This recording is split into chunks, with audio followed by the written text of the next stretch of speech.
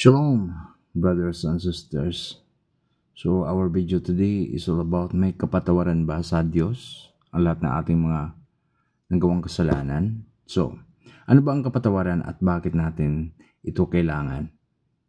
Ang sariling pagpapatawad ay maihahambing sa paglilinis sa ating nakaraan. Kapag nakagawa tayo ng kasalanan sa ating kapwa, humingi tayo ng tawad upang manumbalik ang ating dating magandang relasyon. Ang kapatawaran ay ipinagkaloob natin sa isang tao hindi dahil karapat-dapat siyang patawarin kundi dahil ito ay pagpapakita natin ng ating pag-ibig, awa at biyaya sa Kanya. Ito ay isang desisyon upang mawala ang ating sama ng loob sa ating kapwa sa kabila ng ginawa niya sa atin. So, kayo ba ay nagpapatawad ng iyong kapwa, ng iyong katrabaho, ng iyong kaklase, ng iyong kapitbahay, ng iyong kaaway? So, napakahalaga ng kapatawaran at pagpatawad sa ating mga naging kaaway, mga brothers and sisters. Kasi ayon nga sa Panginoon, kung hindi mo pinapatawad ang iyong mga nakaaway, ay hindi ka rin patatawarin ng Ama sa langit. So, napaka-importante yan.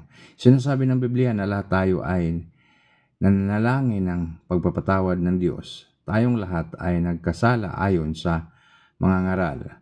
Chapter 7 verse 20, walang taong nabubuhay sa daigdig na gumagawa ng mabuti at hindi nagkasala. Sinasabi rin sa chapter 1 verse 8, kung sinabi nating wala tayong kasalanan, dinadaya natin ang ating sarili at wala sa atin ang katotohanan. Ang kasalanan ay pagrerebelde sa Diyos. Mga Awit, chapter 51, verse 4. Dahil dito, mahalagang makamtan natin ang kapatawaran galing sa Diyos. Kapag hindi natin nakamtan ang kapatawaran para sa ating mga kasalanan, walang katapusan tayong magdadanas ng kaparusahan ng Diyos sa apoy ng impyerno. Dahil sa ating mga kasalanan, sa Matthew chapter 25 verse 45 at 1 chapter 3 verse 36. So magkaroon tayo ng kasalanan kapag hindi natin pinatawad ang ating kapwa. Kung hindi tayo humihingi ng kapatawaran sa Diyos, tayo ay mapupunta sa impyerno, mga brothers and sisters. Paano makakamtan ang kapatawaran? Ang ating Diyos ay mapagmahal at mahabagin. Handa niya tayong patawarin sa ating mga kasalanan. Sinasabi yan sa 2 Pedro chapter 3 verse 9. Hindi nagpapabaya ang Panginoon sa pagtupad sa kanyang pangako gaya ng inaakala ng ilan. Ang totoo'y binibigyan lamang niya ng pagkakataon ang lahat ng manumbalik sa kanya sapagkat ayaw niyang mapahamak sinuman. Nais ng Diyos na patawarin tayo kaya gumawa siya ng paraan upang atin itong makamtan. So kaya may pagtitiis at sobra ang pagmamahal ng Diyos sa atin, no? At ng Panginoong Hesukristo. Kaya gumawa ang Diyos Ama ng paraan upang tayo magkaroon ng kaligtasan. Ang karapat-dapat na kabayaran para sa ating mga kasalanan ay kamatayan. Sinasabi sa unang bahagi ng Roma chapter 6 verse 23, sapagkat ang kabayaran ng kasalanan ay kamatayan. Walang hanggang kamatayan ang naging bunga ng ating mga kasalanan ayon sa plano ng Diyos. Ang Diyos ay naging tao, si Hesukristo. Mababasa natin yan sa Juan chapter 1 verse 1 at 14.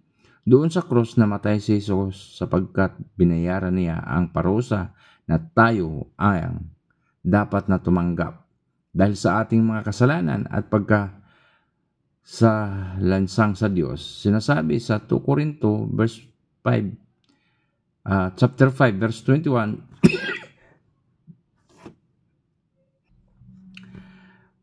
kailanman hindi nagkasala si Hesukristo, ngunit alang-alang sa atin ay itinuring siyang makasalanan upang maituturing tayong matuwid ng Diyos sa pamagitan niya. So sa pamagitan ng ating Panginoon, tayo ay napatawad ng Diyos Ama at nagkaroon ng kapatawaran dahil sa Kanya, dahil sa pag-ibig ng Ama sa atin, kaya binigay niya ang bugtong anak niya na si Jesucristo. Mababasa natin yan sa John chapter 3 verse 16, no? Dahil sa pag-ibig niya ay inalay niya ang kanyang bugtong na anak na si Jesucristo. Ang kamatayan ni Jesus ay siyang naging daan upang mapatawad ang kasalanan ng mga tao sa mundo. Sinasabi yan sa 1 chapter 2 verse 2, siya mismo ang ibinigay na handog para sa kapatawaran ng ating mga kasalanan, at hindi lang ng ating mga kasalanan kundi pati na rin ang ng kasalanan ng buong mundo.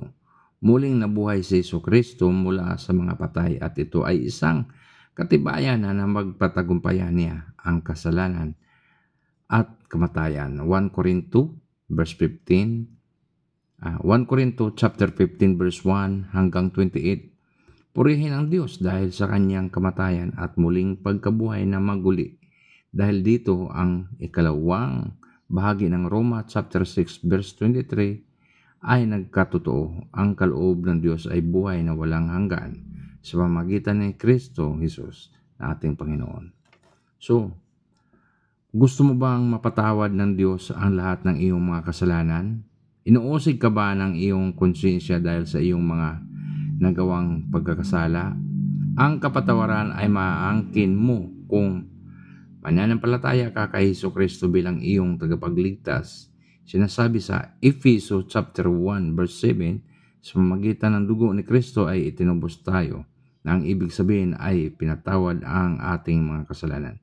Ginawa niya ito ayon sa kadakilaan ng kanyang biyaya sa ipinagkaloob sa atin. Binayaran ni Jesus ang ating mga pagkakasala. Tayo ay mapapatawad ng Diyos. Ang kailangan mong gawin ay hilingin sa Diyos na patawarin ka. Dahil sa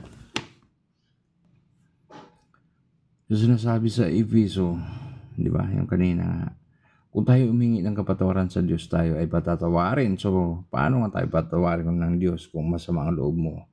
Kung ikaw ay sakim, kung ikaw ay mapanglamang sa iyong kapwa, so yung lahat na yan, kung humingi ka ng kapatawaran sa Diyos, ay patatawarin ka dahil mapanibughuin ang ating amang Diyos. Kung hindi po tayo nananalig at nananampalataya sa Kanya, wala po tayong kaligtasan, hindi tayo magkakaroon ng kaligtasan. So, at ang ating pananampalataya at pananalig sa Diyos ay importante. Baguhin natin ang ating sarili at humingi ng kapatawaran sa Diyos upang tayo ay magkaroon ng buhay na walang hanggan.